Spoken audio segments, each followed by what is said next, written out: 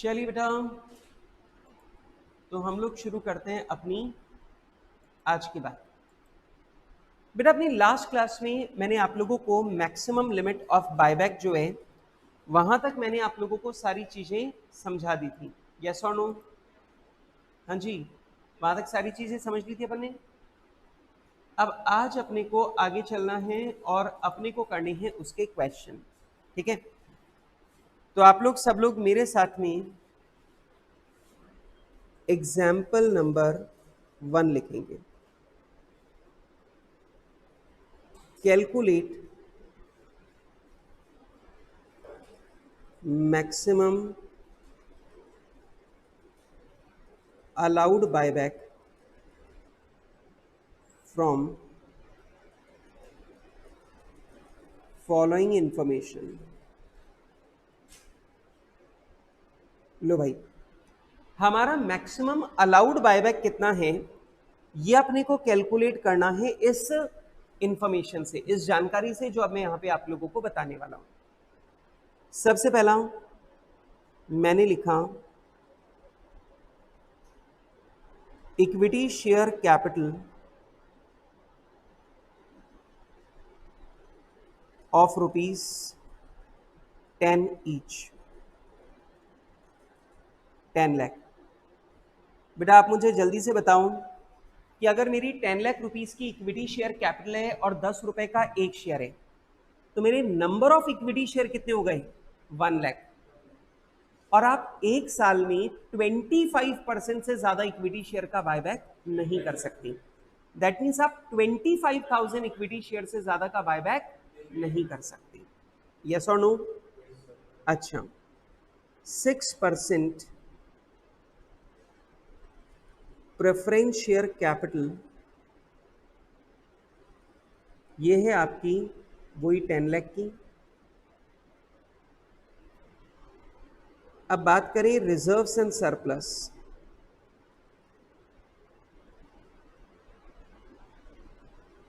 तो बेटा reserves and surplus में आपका रिवैल्यूएशन रिजर्व है, रिवैल्यूएशन रिजर्व है 2 लाख का। आपका सिक्योरिटी प्रीमियम है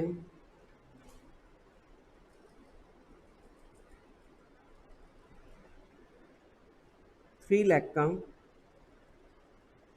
सिक्योरिटी प्रीमियम है आपका 3 लाख का। आपका इन्वेस्टमेंट अलाउंस रिजर्व,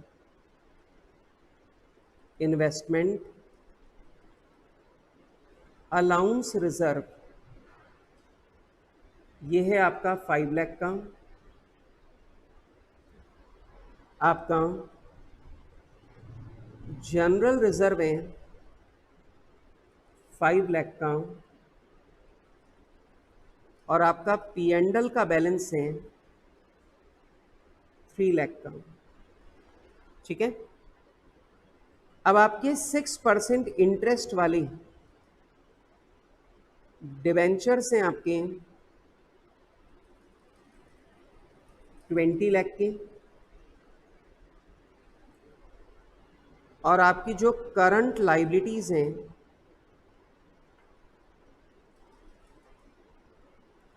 वो करंट लाइबिलिटीज हैं आपकी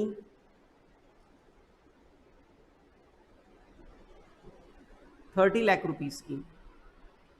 ठीक है, लो भाई ये सवाल आपके सामने है। ठीक है, अच्छा अब जल्दी से मुझे याद करके बताऊं, मैक्सिमम लिमिट ऑफ बायबैक की जब अपन लोग बात करते हैं तो मैक्सिमम लिमिट ऑफ बायबैक में क्या क्या आता है, जल्दी बताओ। सबसे पहला नंबर लिमिट, आप 25% से ज्यादा इक्विटी शेयर एक साल में बायबैक नहीं कर सकते। नंबर 2, दूसरी लिमिट क्या है? आप एक साल में जो बायबैक कर रहे हो उस पर पेड अप कैपिटल और फ्री रिजर्व के 25% से ज्यादा पैसे खर्च नहीं कर सकते, मतलब आपका टोटल पेमेंट इससे ज्यादा नहीं हो सकता। और नंबर 3, बायबैक करने के बाद जो आपकी पेड अप कैपिटल और फ्री रिजर्व है वो आपकी सारी टोटल लाइबिलिटी के आधे से कम नहीं हो सकता। क्लियर है बात? अब आपको कैलकुलेट करना है, बताओ मैक्सिमम अलाउड बायबैक कितना है। अब आप इसका जवाब कैसे दोगे? सबसे पहला तो मैं कैलकुलेट करूंगा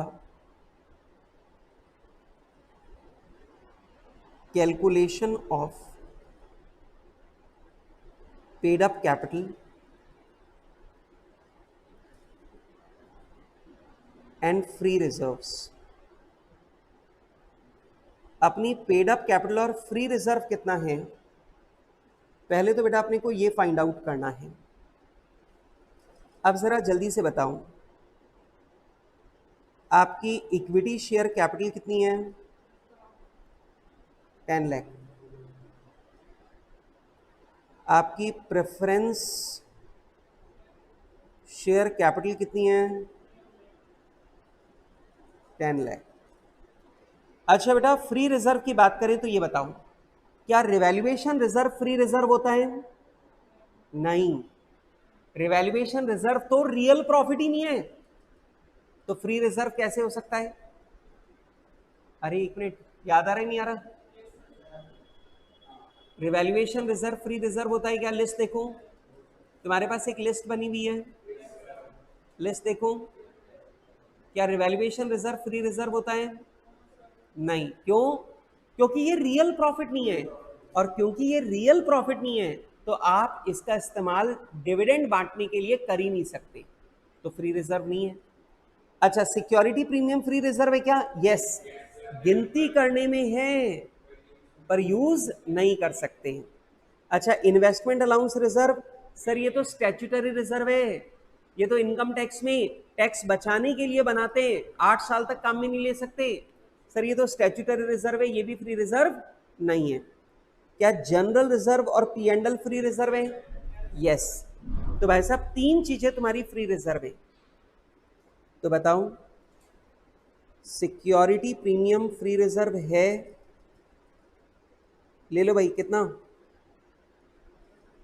3 लाख। अच्छा भाई, जनरल रिजर्व भी तुम्हारा फ्री रिजर्व है, तो जनरल रिजर्व भी ले लो, बोलो कितना? 5 लाख। अच्छा ये बताओ, क्या पी&एल भी फ्री रिजर्व है? यस, ले लो, कितना? 2 लाख। 2 लाख है 3 लाख है? 3 लाख, ले लो भाई, तो 3 लाख। अब मुझे बताओ, मेरी पेड अप कैपिटल और फ्री रिजर्व कितना आ रहा है? 31 लाख। मेरी पेड अप कैपिटल और फ्री रिजर्व कितना हो गया टोटल? 31 लाख। बोलो कोई दिक्कत? बोलो बेटा। रिवैल्यूएशन रिजर्व और इन्वेस्टमेंट अलाउंस रिजर्व दोनों फ्री रिजर्व नहीं होते, छोड़ दो, हटा दिया मैंने उन्हें। अच्छा, नंबर 2, कैलकुलेट टोटल लाइबिलिटीज। अब फाइंड आउट करना है कि हमारी टोटल लाइबिलिटीज कितनी है। तो ये बताओ, जो हमारे डिबेंचर हैं क्या वो लाइबिलिटी है? तो ले लो 6% डिबेंचर, ये हमारी लाइबिलिटी है 20 लाख रुपीस की, ठीक है। फिर उसके बाद में बेटा करंट लाइबिलिटीज, जो करंट लाइबिलिटीज हैं वो भी हमारी लाइबिलिटी हैं, ले लो, कितनी? 30 लाख रुपीस की। तो दोनों मिलाकर हमारी टोटल लाइबिलिटी कितनी हो रही है? 50 लाख। आपको मालूम है बायबैक के बाद हमारी पेड अप कैपिटल और फ्री रिजर्व इसके आधे से कम नहीं हो सकती। अच्छा एक बात मैं यहां पे लिखना भूल गया, वर्ड लिख लेते हैं सवाल में, बायबैक प्राइस इज ₹100। हमारी बायबैक प्राइस क्या है? 100 रुपए, मतलब 10 रुपए का है और 100 रुपए में बायबैक कर रहे हैं, ठीक है। या 100 रुपए नहीं मानते, चलो अपन मान लेते हैं 40, इजी रखते हैं। तो 10 रुपए का शेयर है, जो हम लोग 40 रुपए में बायबैक कर रहे हैं। पक्का? अब सब बच्चे यहां से देखो, यहां से शुरू होती है मेन कहानी, capital C. Calculate maximum allowed buyback. अब आपको बेटा यहां पे मैक्सिमम अलाउड बायबैक कैलकुलेट करना है। मैक्सिमम अलाउड बायबैक, अब देखो सबसे पहली लिमिट कौन सी है जल्दी बताऊं? Numbers limit. डन। अच्छा नंबर्स लिमिट क्या है जल्दी बताओ याद करके। एक साल में 25% से ज्यादा इक्विटी शेयर का बायबैक नहीं हो सकता। तो बेटा हमारे नंबर ऑफ इक्विटी शेयर है 1 लाख। बेटा 10 लाख की इक्विटी शेयर कैपिटल है, 10 रुपए का एक शेयर है, तो नंबर ऑफ इक्विटी शेयर कितने हो गए? 1 लाख। हम इसके 25% से ज्यादा बायबैक नहीं कर सकते। मतलब मैं एक साल में 25,000 इक्विटी शेयर से ज्यादा इक्विटी शेयर का बायबैक नहीं कर सकता। बोलो यस और नो। अच्छा नंबर 2, दूसरी बात। अब दूसरी बात है अमाउंट लिमिट। आप इसे अमाउंट लिमिट बोल लो या आप इसे पेमेंट लिमिट बोल दो। अच्छा ये बताओ अमाउंट लिमिट क्या है जल्दी बताओ। आप एक साल में पेड अप कैपिटल और फ्री रिजर्व के 25% से ज्यादा पेमेंट नहीं कर सकते। अब इधर देखिए, आपकी पेड अप कैपिटल और फ्री रिजर्व है 31 लाख। बोलो यस और नो। आप इसके 25% से ज्यादा पैसे पे नहीं कर सकते। आप इसके 25% से ज्यादा पैसे पे नहीं कर सकते हो। ठीक है, अब मुझे ये बताओ, हाँ जी, अब आप मुझे ये बताओ, आप एक शेयर का बायबैक कर रहे हो 40 रुपीज में। एक शेयर का बायबैक कर रहे हो 40 रुपीज में, मतलब अगर आप एक शेयर का बायबैक करते हो तो पेमेंट कितने का होता है? 40 रुपीज का। अगर एक शेयर का बायबैक करोगे तो पेमेंट कितना होगा? 40 रुपीज का। अब आप मुझे बताओ, आप एक शेयर का बायबैक करोगे तो 40 रुपीज का पेमेंट होगा। तो बताओ इतने पैसों में आप मैक्सिमम कितने शेयर का बायबैक कर सकते हो? 19,370। डेसिमल में बताओ, पूरा एग्जैक्ट आ रहा है 375 इक्विटी शेयर। बेटा जल्दी मुझे बताओ, इज इट क्लियर और नॉट? बेटा आपको ये वाली बात समझ में आ रही है क्या? एक शेयर के बायबैक में 40 रुपए का पेमेंट होता है, पेमेंट। ठीक है, आप मैक्सिमम पेमेंट कर सकते हो 7,25,000 का, सॉरी 7,75,000 का। तो 7,75,000 का पेमेंट कर सकते हो मैक्सिमम। अब एक शेयर के बायबैक पर अगर 40 रुपीज का पेमेंट हो रहा है तो आप ज्यादा से ज्यादा बायबैक कितना कर सकते हो? 19,375 इक्विटी शेयर्स का। बोलो यस और नो। यस। अब तीसरी लिमिट क्या होती है?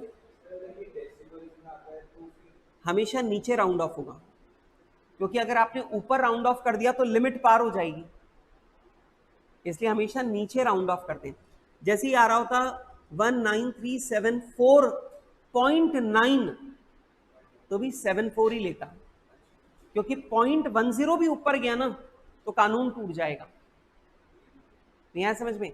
इसलिए कुछ भी आ रहा हो डेसिमल में, 0.5 से ज्यादा आ रहा हो, 0.5 से कम आ रहा हो, पर ये राउंड ऑफ हमेशा नीचे ही होगा। ठीक है, क्लियर है बात? अब तीसरी लिमिट है डेट इक्विटी रेशियो। अब सुनो, मेरी पेड अप कैपिटल और फ्री रिजर्व अभी 31 लाख है। बोलो यस और नो। और ये लाइबिलिटी के आधे से कम नहीं हो सकती है। मेरी लाइबिलिटी है 50 लाख रुपए की, और ये लाइबिलिटी के आधे से कम नहीं हो सकती, मतलब 25 लाख से कम नहीं हो सकती। मतलब कितनी कम हो सकती है? 6 लाख। अरे नहीं आया समझ में? तुम्हें ये लॉजिक आ रहा है क्या समझ में? पेड अप कैपिटल और फ्री रिजर्व अभी कितना है? 31 लाख, और ये लाइबिलिटी के आधे से कम नहीं हो सकता। इसका मतलब ये 25 लाख से कम नहीं होना चाहिए। सही बात है। अब इधर सुनो सुनो सुनो सुनो सुनो, 10 रुपए का शेयर अगर मैं 40 रुपए में बायबैक कर रहा हूं, तो आप मुझे बताओ 40 रुपए तो पेड अप कैपिटल और फ्री रिजर्व कम होगा ही होगा, ठीक है। और 10 रुपए की फेस वैल्यू के बराबर पैसा सीआरआर में जा रहा है, वो भी कम होगा। तो आप मुझे बताओ 10 रुपए का शेयर अगर 40 रुपए में बायबैक हो रहा है, तो पेड अप कैपिटल और फ्री रिजर्व कम कितना होगा? 50। तो बताओ आप मैक्सिमम कितने शेयर का बायबैक कर सकते हो? सही है क्या? 12,000। हाँ जी, सही आ रहा है 12,000। अब आप मुझे बताओ इन तीनों लिमिट्स में सबसे कम क्या है? 12,000। अब सबसे कम है 12,000, बस वही आपकी मैक्सिमम लिमिट है। तो आपका जवाब क्या होगा? Point number D, report. Considering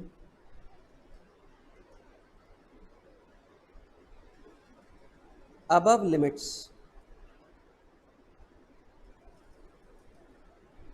we can say that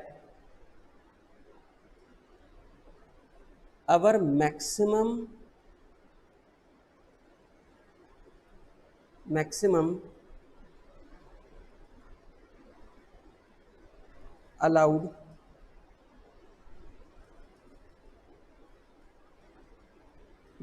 allowed buyback is 19,000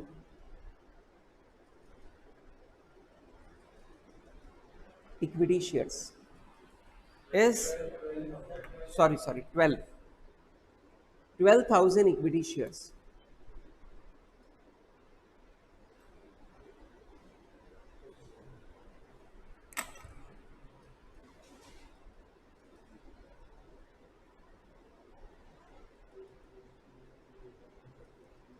ठीक है, तो हमारा जो मैक्सिमम अलाउड बायबैक है वो कितना रहेगा?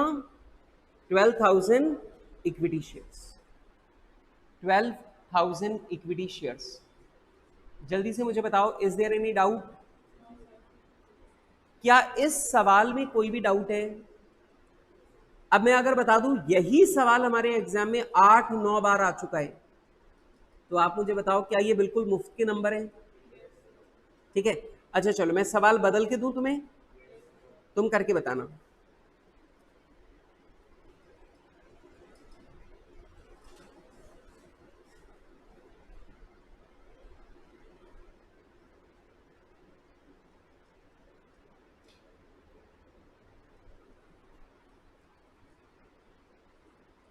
चलो, इक्विटी शेयर कैपिटल 20 लाख है। हाँ सेम, हाँ कॉपी करो, एग्जाम्पल नंबर 2 है, पूरा प्रॉपर्ली कॉपी करना है। प्रेफरेंस शेयर कैपिटल 6 लाख है। Revaluation reserve 3 lakh. Security premium 4 lakh. Investment allowance reserve 2 lakh. General reserve 5 lakh. P and L 4 lakh. P and L 4 lakh.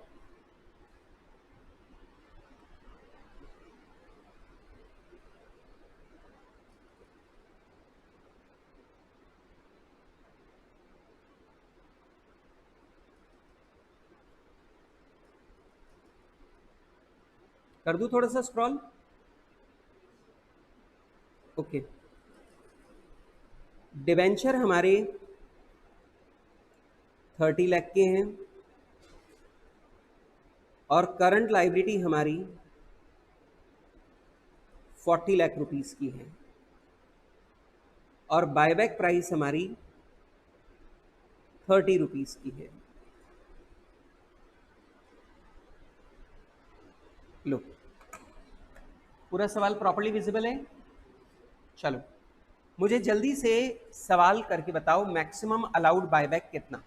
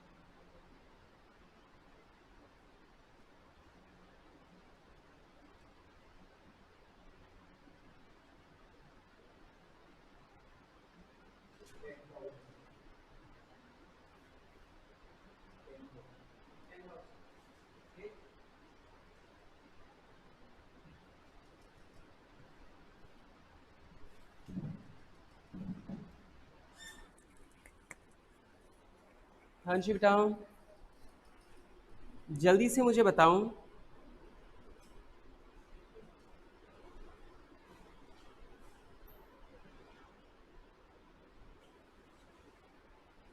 हाँ जी, जल्दी से बताओ जवाब क्या आ रहा है। कितना? 10,000। अच्छा चलो, जिन लोगों ने कर लिया वो लोग फटाफट से मेरे साथ में आंसर चेक कर लो। 2 मिनट में मैं आंसर चेक करवा देता हूँ।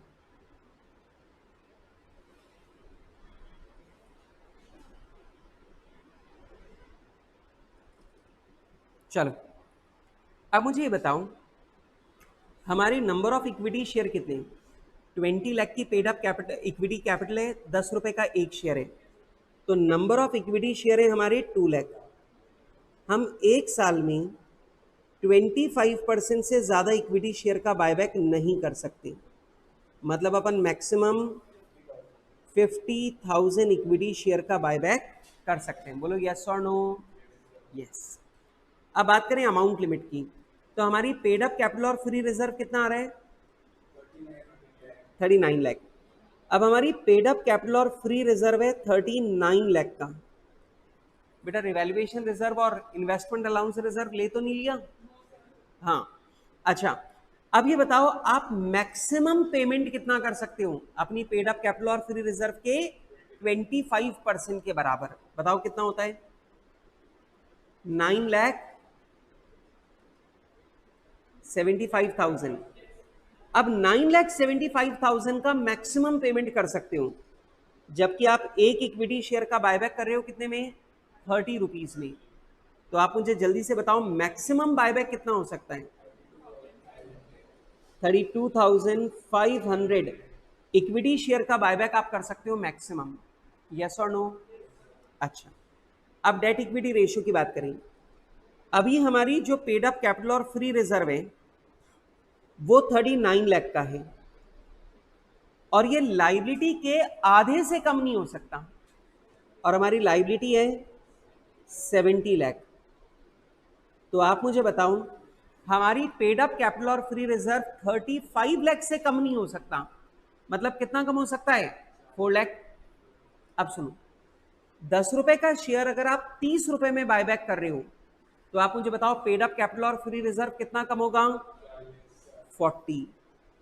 तो आप मैक्सिमम बायबैक कितना कर सकते हो? 10,000 इक्विटी शेयर का।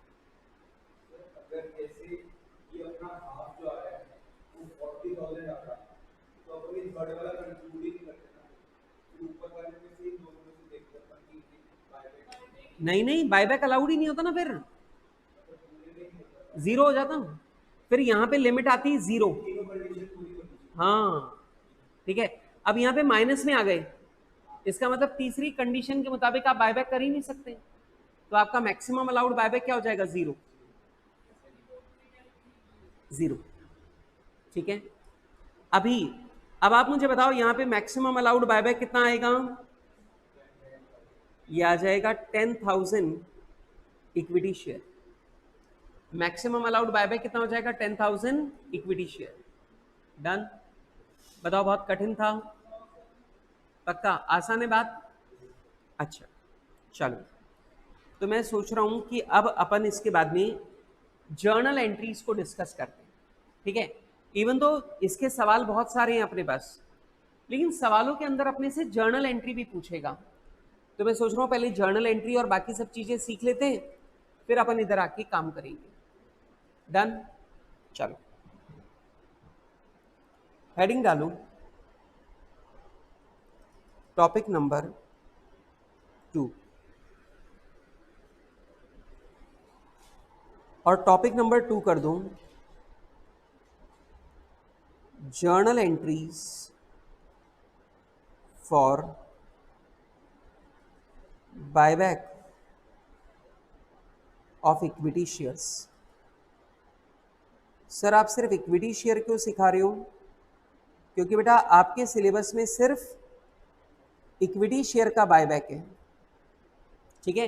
प्रेफरेंस शेयर और डिवेंचर का बायबैक आप लोगों के सिलेबस में नहीं है, ठीक है। अब देखो इतनी सिंपल जर्नल एंट्री है जिसकी कोई हद नहीं है।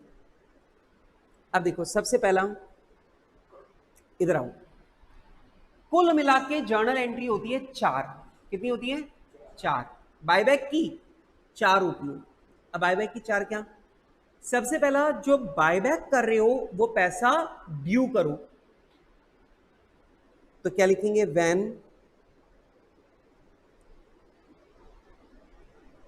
Buyback amount is due. बेटा जब बायबैक का पैसा ड्यू करेंगे तो क्या होगा? अब मान लो 5 लाख रुपए के इक्विटी शेयर है और उनका 1 लाख रुपए के प्रीमियम पर बायबैक हो रहा है, तो पेमेंट करना कितना है? 6 लाख। तो आप एंट्री कैसे करोगे? आप एंट्री करोगे equity share capital account debit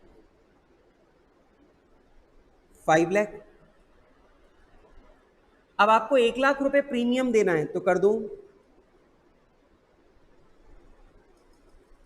premium on buyback account debit 1 lakh to equity share buyback account.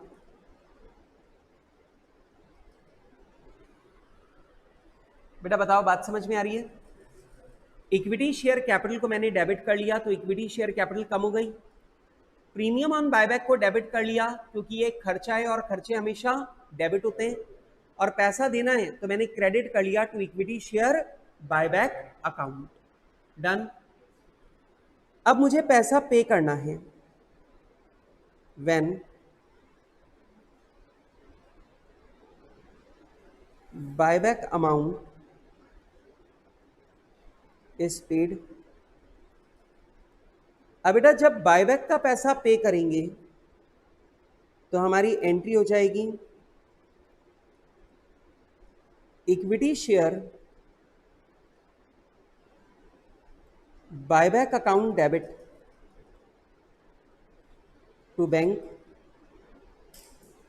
Equity share buyback account debit to bank, तो मैंने इक्विटी शेयर बायबैक का पैसा पे कर दिया, ठीक है। अच्छा बताओ जो प्रीमियम ऑन बायबैक का खर्चा है ये कहां से चार्ज करते हैं? पहले सिक्योरिटी प्रीमियम से, वो कम पड़ जाए तो फ्री रिजर्व से।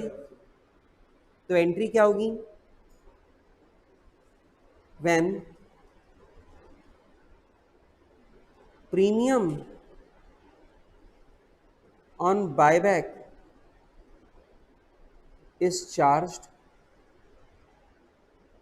जब अपन प्रीमियम ऑन बायबैक को चार्ज करेंगे तो क्या करेंगे?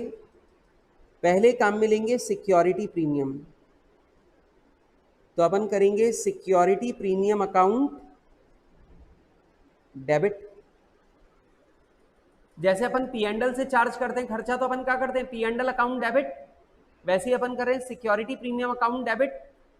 अगर ये कम पड़ा तो free reserves account debit to premium on buyback.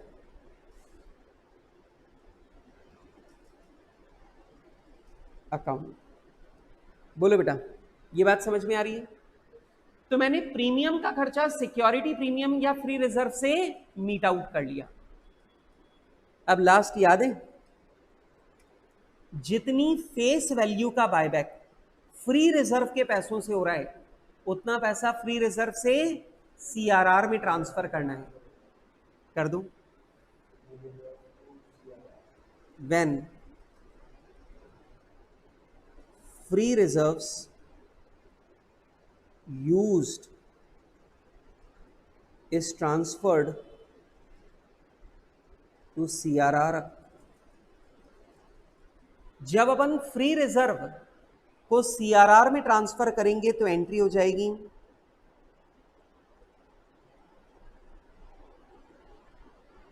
Free reserves account debit to capital redemption reserve.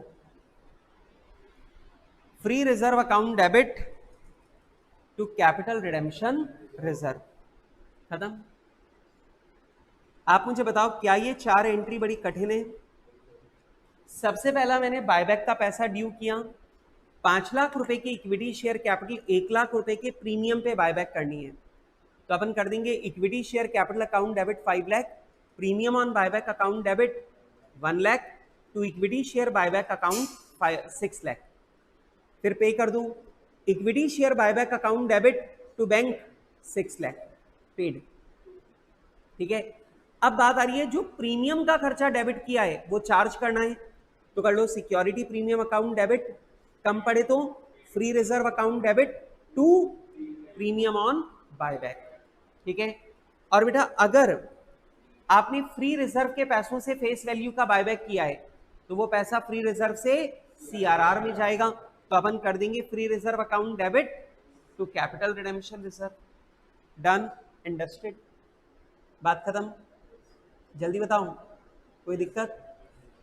अच्छा, ये 4 एंट्री बिल्कुल बेसिक एंट्री है, इसमें तो कहीं पर किसी को कोई दिक्कत आ ही नहीं सकती, लेकिन अब कुछ खास बातें अपने को सीखनी है। मतलब ये बातें अपने सिलेबस में नहीं है, फिर क्यों सीखनी पड़ रही हैं? वो इसलिए सीखनी पड़ रही है क्योंकि जो सवाल आते हैं ना उनमें वो इन्वॉल्व होके आता है। तो जब अपन सवाल करेंगे तो सवालों में दूसरे टॉपिक भी इन्वॉल्व रहेंगे जो हमारे सिलेबस में नहीं है, तो अपने को वो भी सीखने पड़ेंगे। ठीक है, तो आओ मेरे साथ लिखो, learning point 1, issue of bonus shares. हाँ जी, सबसे पहला मुझे बताऊं, आप बोनस शेयर समझते हो क्या होते हैं? हाँ जी, बोनस शेयर क्या होते हैं जल्दी बताऊं। कंपनी वो शेयर जो कंपनी अपने शेयर होल्डर्स को मुफ्त में देती है उसे क्या बोलते हैं? Bonus shares. इवन दो ये थॉट ही गलत है, ये मुफ्त के शेयर नहीं होते, ये पैसों के शेयर हैं, मुफ्त के नहीं है। बताता हूं कैसे। कंपनी, जैसे मान लो मैंने तुम्हें 2 लाख रुपए दे रखे हैं, ठीक है, 2 लाख रुपए उधार दे रखे मैंने तुम्हें, तुमने क्या किया, 2 लाख रुपए के 4 एसी भिजवा दिए मेरे को, तो मैं ये बोलना शुरू कर दूं कि एसी मुफ्त के हैं? नहीं, मेरे पैसे जो तुम्हारे पास पड़े थे तुमने वो काट कर मेरे को एसी दिए, तो भाई साहब एसी मुफ्त के नहीं है, एसी पैसे की ही है। उस तरीके से बोनस शेयर भी दिखता मुफ्त का है पर होता नहीं है मुफ्त का, ये पैसों का ही है। कैसे बताता हूं, बहुत सिंपल है। कंपनी क्या करती है, कंपनी वर्षों से प्रॉफिट कमा रही है और वो प्रॉफिट कंपनी के पास रिजर्व के रूप में पड़ा है, कंपनी ने वो पैसा अभी तक बांटा नहीं है। ठीक है, इसका मतलब ये हुआ कि कंपनी ने पैसा, प्रॉफिट का पैसा कमाया है पर बांटा नहीं है। अब मुझे बताओ वो पैसा है किसका? हमारा ही तो है। अब कंपनी उस रिजर्व के पैसों से आपको शेयर दे रही है, तो कंपनी रिजर्व के पैसों से अगर आपको शेयर दे रही है मतलब कंपनी आपका ही पैसा काट कर आपको शेयर दे रही है, तो ये मुफ्त के काम हुए। हाँ, तो रिजर्व कम हो गए और शेयर कैपिटल बढ़ गई। तो आप मुझे बताओ ये फ्री के कैसे हुए? नहीं आए समझ में? ऐसे समझो, जैसे मान लो इक्विटी शेयर कैपिटल है, वो है 1 लाख, और आपके पास रिजर्व्स पड़े हैं 1 लाख। ये बताओ क्या ये पूरे 2 लाख मेरे हैं? कंपनी ने बोला हम आपको 2 के बदले 1 बोनस शेयर देंगे, 2 के बदले 1, तो 1 लाख के बदले 50,000 रुपए के बोनस शेयर देंगे, तो वो 50,000 मेरे रिजर्व से कट जाएंगे और वो इक्विटी शेयर मिल जाएंगे मुझे उसके।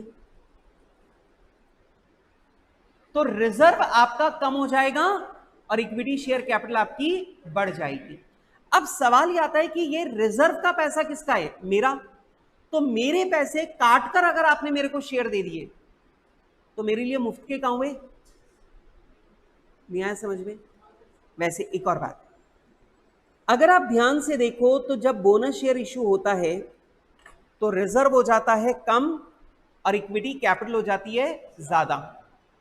तो क्या हमारा रिजर्व कैपिटल में बदल रहा है? इसलिए इसे कैपिटलाइजेशन ऑफ प्रॉफिट भी बोलते हैं।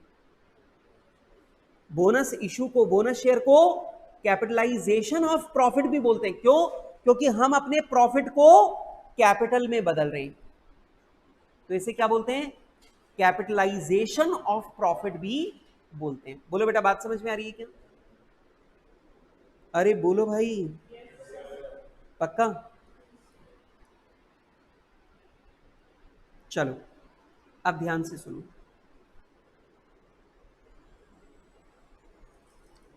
अब ये मैं क्यों सिखा रहा हूं? वैसे तो इस टॉपिक को आपके सीए फाउंडेशन में शिफ्ट कर दिया है, पर प्रॉब्लम यह है कि तुम्हारा वाला जो बैच है ना, ये फाउंडेशन में भी टॉपिक पढ़ के नहीं आया और इंटर में भी नहीं है, इसलिए मुझे यहां पर अलग से सिखाना पड़ेगा। तो लिखूं, bonus shares are those shares which are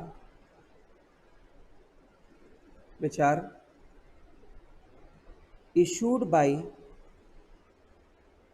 the company,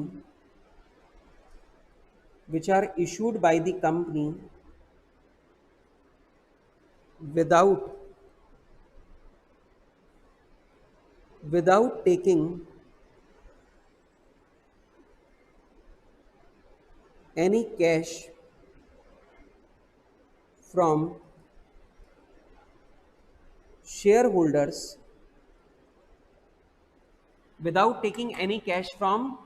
shareholders,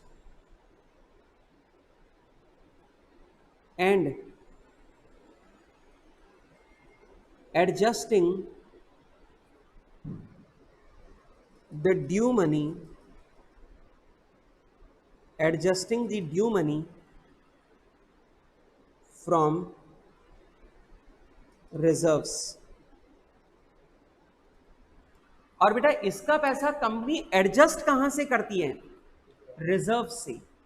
मतलब ऐसा समझो ना यार, मैं ये कर रहा हूं bank account debit to equity share capital करने की बजाय मैं reserve account debit to equity share capital कर रहा हूं। मतलब मैं आपसे कैश ले नहीं रहा, आपका जो पैसा मेरे पास रिजर्व के रूप में पड़ा है वो काटकर आपको शेयर दे रहा हूं। तो bank account debit to equity share capital करने की बजाय मैं reserve account debit to equity share capital कर रहा हूं। तो ये रिजर्व को कैपिटल में बदला जा रहा है, तो इसको क्या बोलते हैं? Capitalisation of profits. लिखो, bonus issue is also known as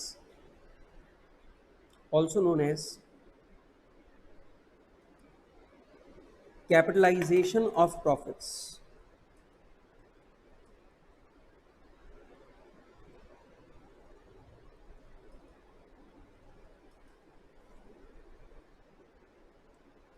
तो बेटा इसे हम लोग कैपिटलाइजेशन ऑफ प्रॉफिट भी बोलते हैं। बोलो बेटा, क्लियर है? कोई दिक्कत? Done done done. अब सुनो पहली बात, अब दूसरी बात को समझो। सुनो ध्यान से, सब बच्चे इधर ध्यान देना। बोनस शेयर, बोनस इशू दो प्रकार का होता है। बोनस इशू दो तरह का कैसा होता है? मतलब या तो आप नए शेयर इशू करोगे या आप पुराने पार्टली पेड शेयर को बोनस डिक्लेयर करके फुल्ली पेड अप बना सकते हो। मेरी बात आ रही है समझ में? बोनस इशू दो तरह का होता है।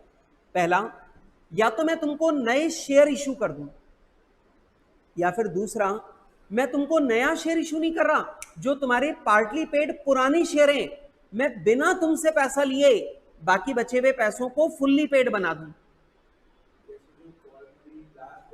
हाँ हाँ, कॉल मनी मंगवाने की बजाय उसे बोनस से पूरा कर दूं। तो बोनस कितनी तरह का होता है? दो तरह का। एक बोनस शेयर इशू करना और दूसरा पार्टली पेड को फुल्ली पेड बनाना। तो लिखो, bonus issue can be of two types. Bonus issue दो प्रकार का होता है। पहला, issue fully paid bonus shares. पहला, आप fully paid bonus share issue कर दो, और दूसरा, make partly paid shares into fully paid shares। आप पार्टली पेड शेयर्स को फुल्ली पेड शेयर्स भी बना सकते हो। मतलब बेटा सिंपल सी बात है, फाइनल कॉल का पैसा कैश में लेने की बजाय बोनस से पूरा कर दो, तो वो भी तो बोनस हो गया एक तरह का। ठीक, लेकिन दोनों में कुछ फर्क है, बेसिक फर्क है। अभी वो फर्क समझाता हूं। अब आप ध्यान से मेरी बात को सुनना। व्हेन फुल्ली पेड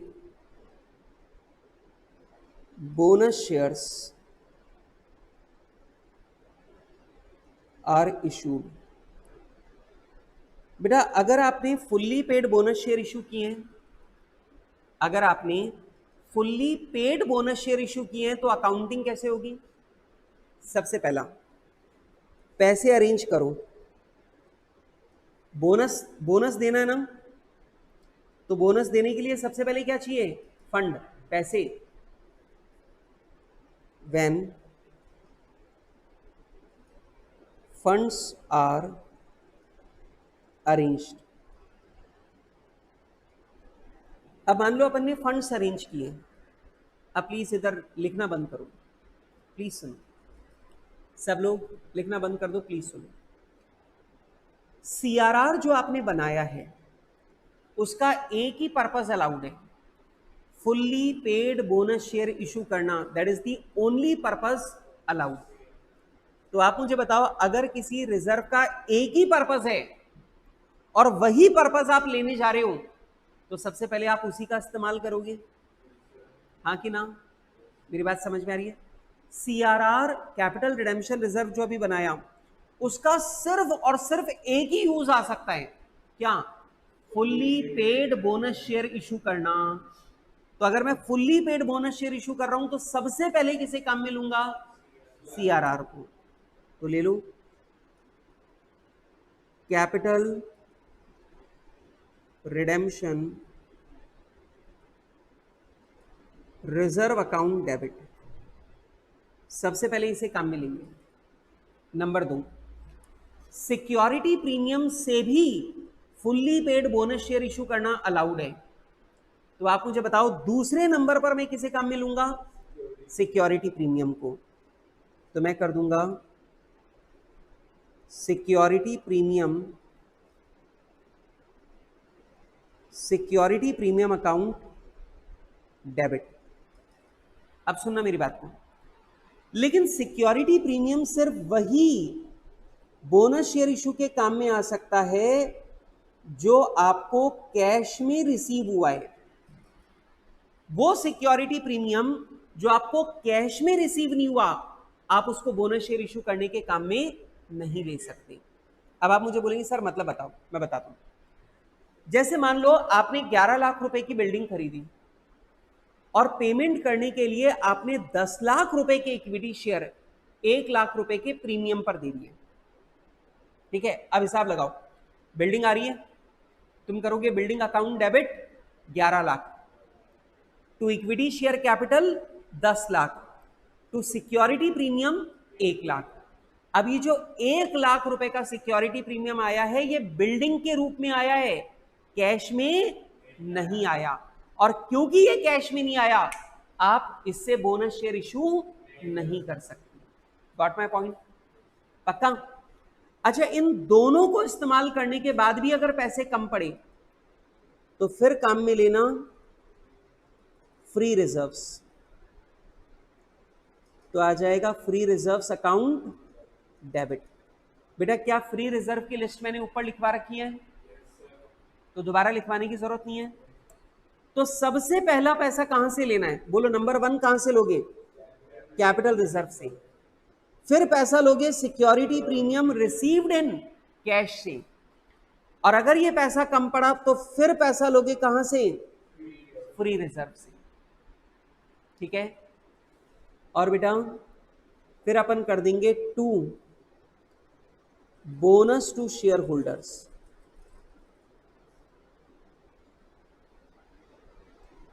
लो भाई, मैंने पैसा अरेंज कर लिया, अब पैसा अरेंज हो गया तो शेयर दे दो। When bonus shares are allotted. अब आपने इन पैसों से बोनस शेयर दे दिए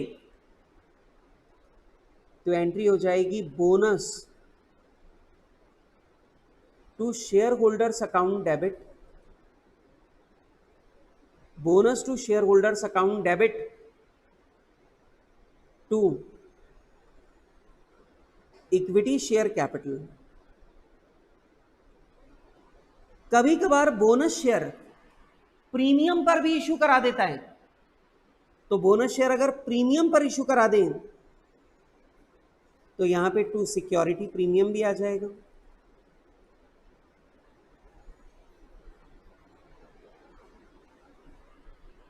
बताओ ये दोनों एंट्री समझ में आ रही है क्या? पहले रिजर्व से पैसा लेके पैसा अरेंज किया और फिर उन पैसों से शेयर दे दिए। अब देखो मैंने रिजर्व के पैसों से शेयर दिए, कैश मंगवा के नहीं दिया। बोलो कोई दिक्कत? Any doubt in this? मुश्किल काम है क्या? अब जो बात समझा रहा हूं ना, जोरदार वाली बात है, जोरदार, मजा आ जाएगा, इतनी जोरदार बात है। अब बोलो सर क्या? सुनना, हमारा कंपनीज एक्ट ये कहता है कि ये कैपिटल रिडेम्पशन रिजर्व सिर्फ fully paid bonus share issue करने के काम आ सकता है। हमारा कंपनीज एक्ट कहता है security premium received in cash सिर्फ fully paid bonus share issue करने के काम में आ सकता है। इसका मतलब ये दोनों पार्टली पेड को फुल्ली पेड बनाने के काम नहीं आ सकते। यहां समझ में? बोनस कितनी तरह का होता है? 2 तरह का, या तो fully paid bonus share issue करो या पार्टली पेड को फुल्ली पेड बना दो। ध्यान रखना, सीआरआर और सिक्योरिटी प्रीमियम पार्टली पेड को फुल्ली पेड बनाने के काम नहीं आ सकते हैं। क्लियर है बात? अब आओ पॉइंट नंबर 4। व्हेन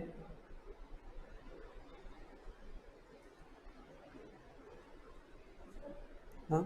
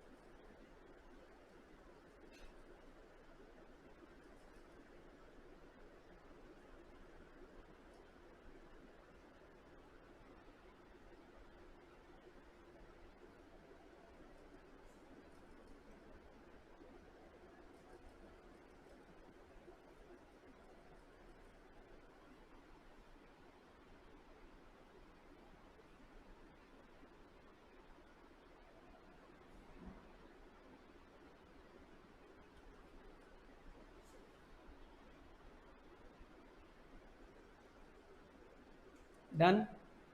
अच्छा चलो, हाँ जी बेटा, बढ़ूँ आगे। चलो, व्हेन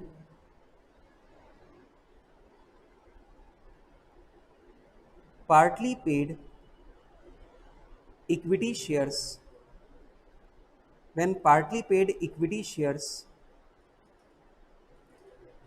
are made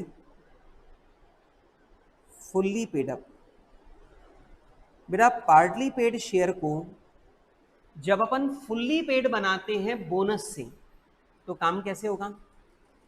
वही चीज पहले, हाँ जी अर्पित सुनो, पहले पैसा अरेंज करना है। व्हेन फंड्स आर अरेंज्ड, बेटा जब अपन पैसा अरेंज करेंगे तो अकाउंटिंग क्या होगी? अपन कर देंगे free reserves account debit to bonus to share holders.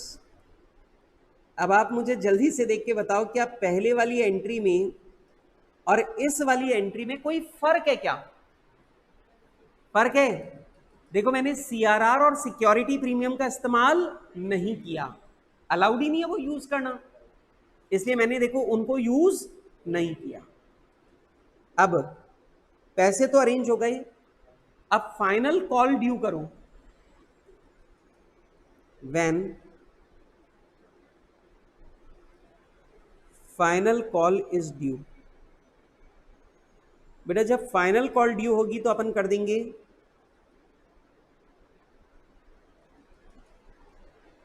Equity share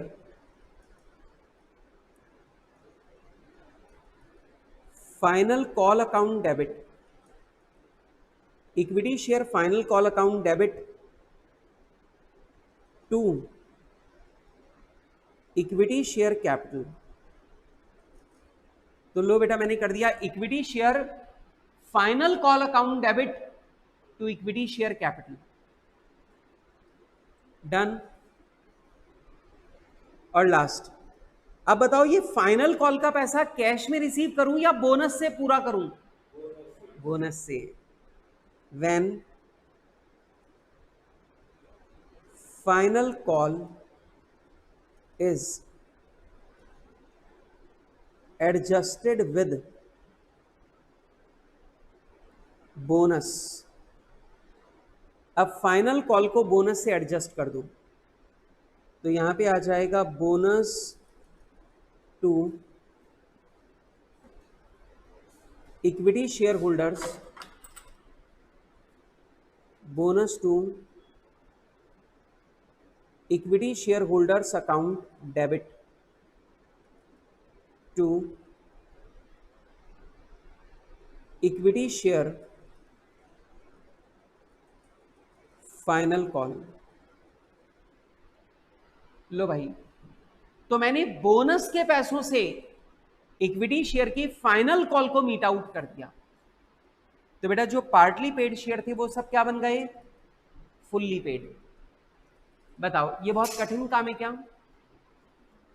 bonus issue की जो अकाउंटिंग करने का काम है, क्या ये बहुत कठिन है? आसान बातें। हाँ जी, कॉपी कर लो फटाफट।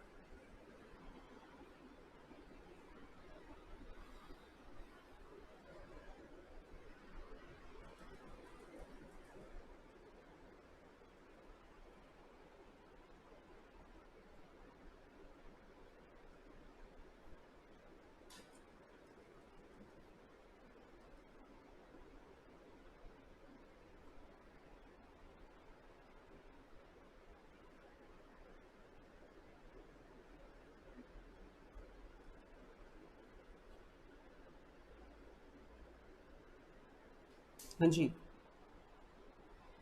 हो गया सबका? Any doubt? बेटा इधर कोई डाउट? समझ में आ गई पूरी बात? अच्छा, अब आ जाओ, लिखो लर्निंग 0.2। जब अपन बायबैक ऑफ शेयर के सवाल करेंगे तो सवालों के अंदर रिडेम्पशन ऑफ प्रेफरेंस शेयर भी आ रहा होगा। मतलब बेटा जब अपन बायबैक के सवाल करेंगे तो बायबैक के सवाल करते टाइम हमसे बायबैक भी करवाएगा और प्रेफरेंस शेयर का रिडेम्पशन भी करवाएगा, दोनों काम करवाएगा हमसे। अब बेटा अगर हमसे दोनों काम करवाएगा, ठीक है, तो रिडेम्पशन ऑफ प्रेफरेंस शेयर तो आता ही नहीं अपने को, वो भी सीखना पड़ेगा। अब मेरी बात को बिल्कुल ध्यान से सुनना सब बच्चे इधर। रिडेम्पशन ऑफ प्रेफरेंस शेयर और बायबैक एग्जैक्टली सेम है, एग्जैक्टली सेम, बिल्कुल डिट्टो सेम होता है, लेकिन फर्क सिर्फ कहां पर है वो बताता हूं। सब बच्चे इधर ध्यान देना, फर्क सिर्फ दो बातों में है। आपको याद है अपन बायबैक जब करते हैं तो ऐसा एक चार्ट बनाते हैं, ऊपर अपन लिखते थे अमाउंट ऑफ बायबैक, तो यहां पर आ जाएगा अमाउंट ऑफ रिडेम्पशन। अब बायबैक के दो पार्ट होते थे, फेस वैल्यू और दूसरा premium on buyback. Face value और premium on buyback, sorry premium on buyback होता था, लेकिन यहां पे क्या हो जाएगा, प्रीमियम ऑन रिडेम्पशन। एक बिल्कुल डिट्टो सेम चल रहा है। अच्छा, फिर फेस वैल्यू का बायबैक आपको अलाउड है दो जगह से। फेस वैल्यू का बायबैक आपको अलाउड है दो जगह से। अब दो जगह से कहां से अलाउड है, एक cell proceed of fresh issue और दूसरा फ्री रिजर्व्स। अरे बोलो ना यस और नो। अच्छा, जितनी फेस वैल्यू का बायबैक फ्री रिजर्व से होता है उतना पैसा फ्री रिजर्व से सीआरआर में ट्रांसफर होता है। बोलो यस और नो। सब चीजें सेम चल रही हैं। प्रीमियम ऑन रिडेम्पशन, ये खर्चा पहले चार्ज होगा सिक्योरिटी प्रीमियम से, और बेटा अगर सिक्योरिटी प्रीमियम कम पड़ा तो फ्री रिजर्व भी काम में ले सकते हो, तो फ्री रिजर्व भी काम में ले सकते हो। अब बच्चे मुझे बोलते हैं सर ये तो सारा सेम है, फर्क कहां है। अब इधर आओ, फर्क बताता हूं। प्रेफरेंस शेयर के रिडेम्पशन के लिए आप सिर्फ cell proceed of fresh issue of shares काम में ले सकते हो। वहां क्या था, शेयर्स एंड सिक्योरिटी, लेकिन यहां पर क्या है, सिर्फ शेयर्स। इसका मतलब प्रेफरेंस शेयर का रिडेम्पशन करने के लिए आप डिबेंचर का पैसा काम में नहीं ले सकते, सिर्फ शेयर्स का पैसा काम में ले सकते हो। क्या ये वाली बात समझ में आ रही है? क्या पहली बात दिमाग में क्लियर जा रही है? अरे बोलो ना यस और नो। नंबर दो, दूसरा फर्क समझो।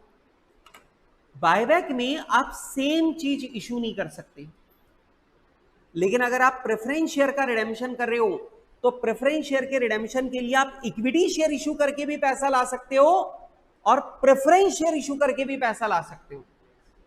मेरे को बात आ रही है समझ में? अगर प्रेफरेंस शेयर का बायबैक कर रहे हो तो प्रेफरेंस शेयर इशू करके पैसा नहीं आ सकता, लेकिन प्रेफरेंस शेयर का रिडेम्पशन कर रहे हो तो चाहे इक्विटी शेयर इशू करो चाहे प्रेफरेंस शेयर इशू करो, दोनों अलाउड है। ये दो फर्क है सिर्फ, बाकी बायबैक और रिडेम्पशन ऑफ प्रेफरेंस शेयर में एक भी फर्क नहीं है, एंट्रियां भी सेम है। नहीं आ रहा समझ में? बताओ बात समझ में आ रही है क्या? अच्छा जल्दी से मुझे बताओ फर्क क्या है। सब कुछ सेम है, सिर्फ दो फर्क हैं। एक, बायबैक के लिए आप सिर्फ इक्विटी शेयर और प्रेफरेंस शेयर इशू कर सकते हो, डिबेंचर इशू नहीं कर सकते। और नंबर दो, रिडेम्पशन के लिए आप इक्विटी शेयर या प्रेफरेंस शेयर दोनों इशू कर सकते हो। नहीं आया समझ में? पक्की बात? ये वाला चार्ट बनाना है कि तुम्हें बनाना है? चलो बना लूं। और जो मेन बात है ना वो ये है, शेयर्स। या इसे और इजी कर देता हूं, सुनो। Cell proceed of fresh issue of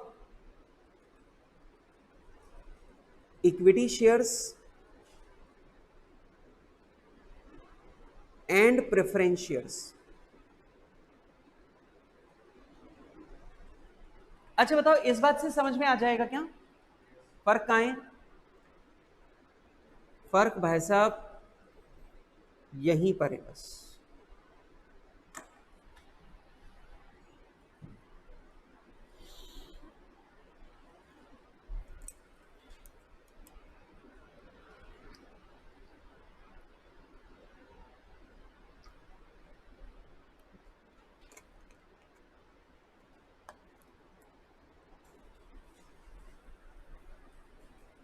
हाँ जी, done.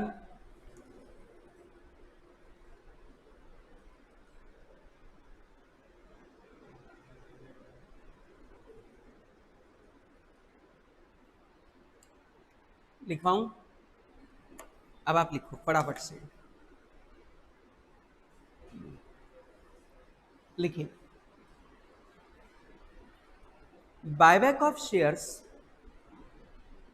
Buyback of shares and redemption of preference shares, redemption of preference shares, accounting are exactly same, are exactly same, are exactly same, except that for redemption of debenture, for redemption of preference shares, for redemption of preference shares, we can issue, for redemption of preference shares we can issue only equity shares and preference shares. We can issue only equity shares and preference shares, but issue of debenture is not allowed. But issue of debenture is not allowed. But issue of debenture is not allowed. Debenture का जो issue है वो allowed नहीं है। बताओ, आपको मेरी बात समझ में आ रही है? Any doubt? पक्का? अच्छा, जर्नल एंट्री भी सेम है। एंट्री क्या होगी? वही चार। पहले रिडेम्पशन का पैसा ड्यू करो, preference share capital account debit, premium on redemption account debit to preference shareholders account, payment कर दो preference shareholder account debit to bank.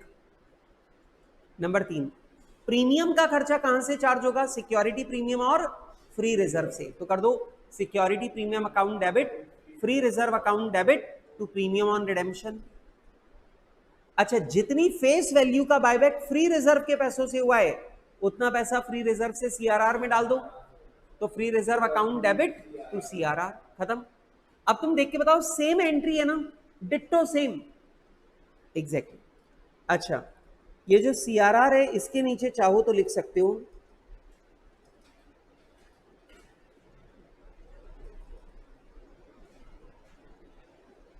It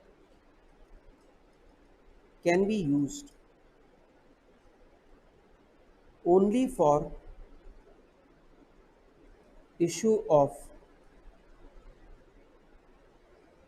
fully paid bonus shares। बेटा ये सिर्फ fully paid bonus shares issue करने के काम आ सकता है। ये सिर्फ fully paid bonus shares issue करने के काम आ सकता है।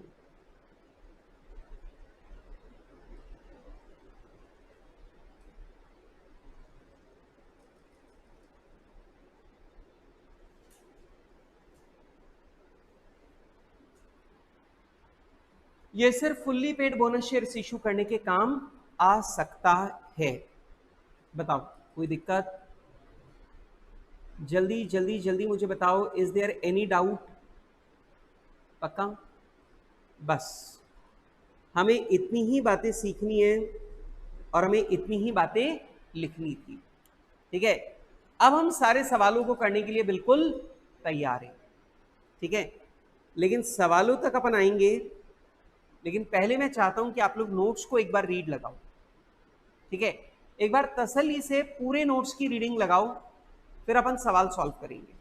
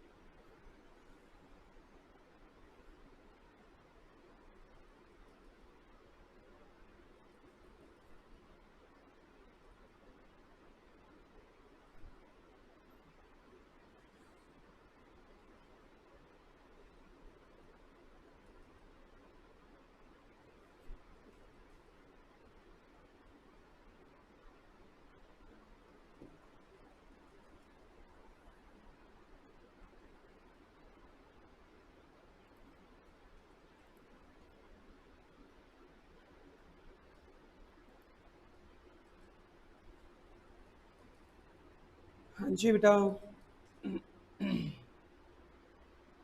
चलो अब ये बताओ, आप लोगों ने नोट्स की रीडिंग लगा ली प्रॉपरली?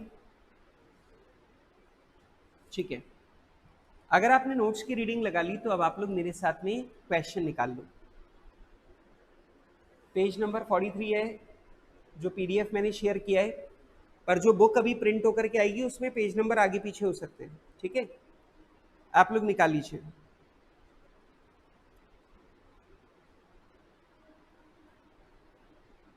मई 24 नवंबर 24 वाली जो बुक है उसमें पेज नंबर डिफरेंट होंगे। ठीक है, तो आप लोग अभी इसको निकाल लो।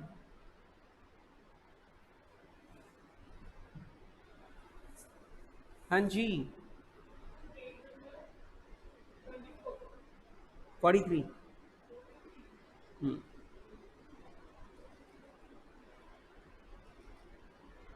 Page number 43।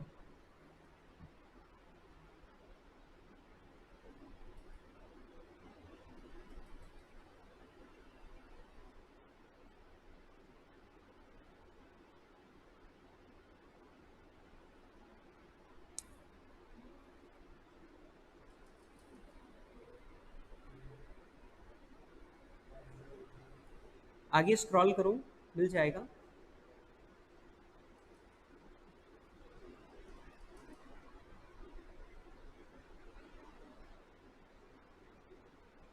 पेज नंबर देखो ना नीचे, पेज नंबर क्या है? 43 निकालो।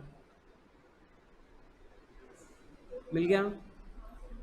चलो अब बेटा क्वेश्चन नंबर 1 नहीं करेंगे अपन पहले, क्वेश्चन नंबर तो बहुत बेसिक है, या चलो ठीक है, जब हमने सारा पढ़ लिया तो हम ऑर्डर में भी कर सकते हैं सवालों को, करें? चलो तो ठीक है, मेरे साथ में निकाल लो क्वेश्चन नंबर 1। ठीक है, क्वेश्चन नंबर 1 को देखो मेरे साथ। क्वेश्चन नंबर 1 कहता है, या क्वेश्चन नंबर 1 नहीं यार, मन नहीं हो रहा यार, क्वेश्चन नंबर 1 नहीं करेंगे, पहले मैक्सिमम लिमिट ऑफ बायबैक वाले करते हैं, जो हमने पहले सीखा था, पहले उसके सवाल करते हैं। ठीक है, चलो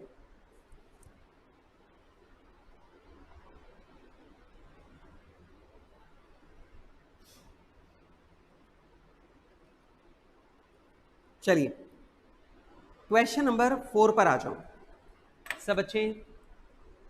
क्वेश्चन नंबर 4 निकाल लो, पहले क्वेश्चन नंबर 4 से शुरू करते हैं।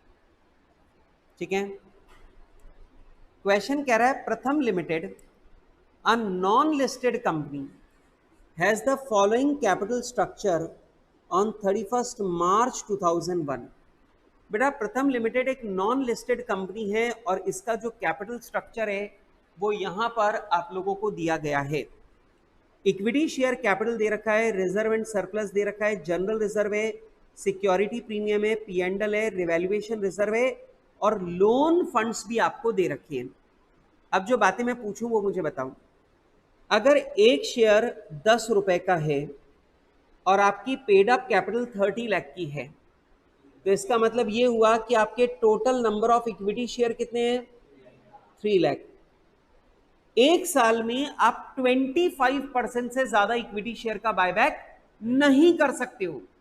मतलब आप मैक्सिमम बायबैक कितना कर सकते हो? 75,000 इक्विटी शेयर्स का। Done? Yes. Reserve and surplus में मुझे बताओ, क्या जनरल रिजर्व फ्री रिजर्व होता है? क्या सिक्योरिटी प्रीमियम फ्री रिजर्व होता है? यस। क्या पी&एल फ्री रिजर्व होता है? क्या रिवैल्यूएशन रिजर्व फ्री रिजर्व होता है? नो। तो आप मुझे बताओ इन तीनों को जोड़कर आपका फ्री रिजर्व कितना है?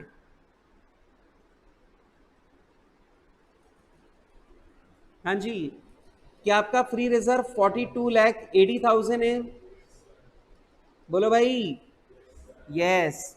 अच्छा, आपकी टोटल लाइबिलिटी कितनी है? 42 लाख।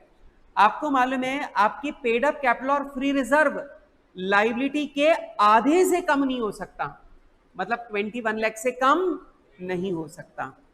ठीक है, अब सुनो, you are required to compute by debt equity ratio test the maximum number of shares that can be bought back in the light of above information when offer price for buyback is 30 rupees per share। सवाल करा अगर हम 10 रुपए का equity share 30 rupees में buyback कर रहे हैं तो आपको सिर्फ डेट इक्विटी रेशो से बताना है कि मैक्सिमम अलाउड बायबैक कितना है। सुनो एक मिनट, इस सवाल में सिर्फ डेट इक्विटी रेशियो से पूछा है, पर मैं चाहता हूं कि अपन इसे तीनों से, मतलब अपन इसे पूरा सॉल्व करें। कर सकते हो क्या? कर सकते हैं क्या? जल्दी से करके बताओ।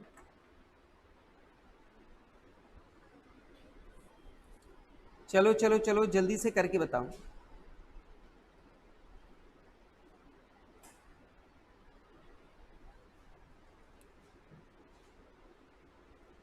क्या ये बिल्कुल सेम क्वेश्चन है जो मैंने अभी आप लोगों को लिखवा के करवाए थे, 2 एग्जाम्पल? करो।